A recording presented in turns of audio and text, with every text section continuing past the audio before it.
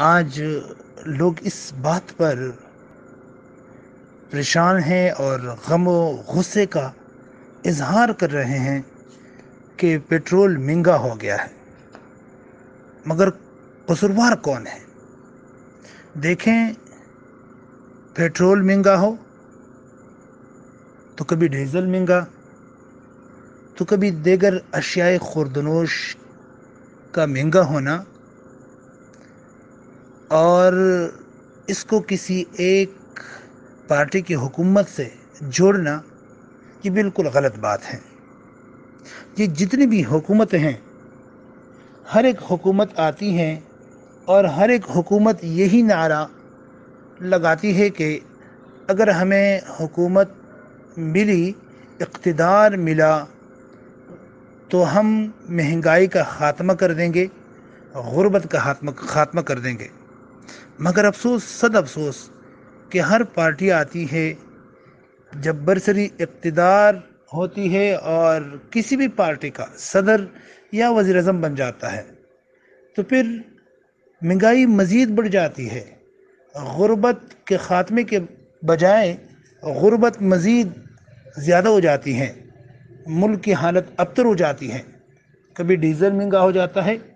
تو کبھی پیٹرول مہنگا ہو جاتا ہے۔ اب اس میں قصور حکمرانوں کا نہیں، قصور دراصل نظام حکومت کا ہے۔ جب تک اسلامی نظام حکومت نہیں ہوگا، جب تک اسلامی نظام حکومت ملک میں موجود نہ ہوگا، جب تک ملک میں اسلامی خلافت قائم نہیں ہوگی، جب تک ملک میں چناؤ اور انتخاب کا طریقہ اسلام کے مطابق نہ ہوگا، جب تک بااہل، باصلاحیت، باشعور، باہمت، باجرت، با استقامت قیادت کا انتخاب نہیں ہوگا، تب تک ہمارا کوئی مسئلہ حل نہیں ہوگا،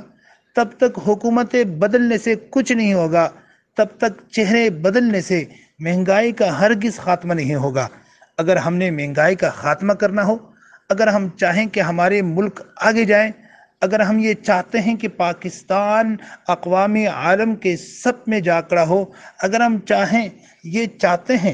دل سے چاہتے ہیں کہ پاکستان ناقابل تسخیر قلعہ بنے، تب ہم ایک ایماندار قیادت کو سامنے لانا چاہیں گے۔ تب ہمیں چاہیے کہ ہم ایسی قیادت کو منتخب کریں جو دیندار بھی ہو، تقویدار بھی ہو، باصلاحیت بھی ہو، ماہر بھی ہو، اور ماہر امور سیاست بھی ہو، اور اس کے ساتھ ساتھ وہ اقوام عالم کے سازشوں سے واقف بھی ہو، اور وہ غریب اور ملک کی جو غریب طبقہ ہے اس کا درد بھی سینے میں رکھنے والی قیادت ہو۔ اللہ تبارک و تعالی پاکستان کو دیانتدار، وفادار اور سب سے بڑھ کر ملک سے غداری کرنے کے بجائے بلکہ ملک سے وفاداری، جان نثاری اور ملک کی قربانی دینے والی قیادت ہمیں نصیب فرمائے۔ وآخر دعوانا ان الحمد للہ رب العالمین۔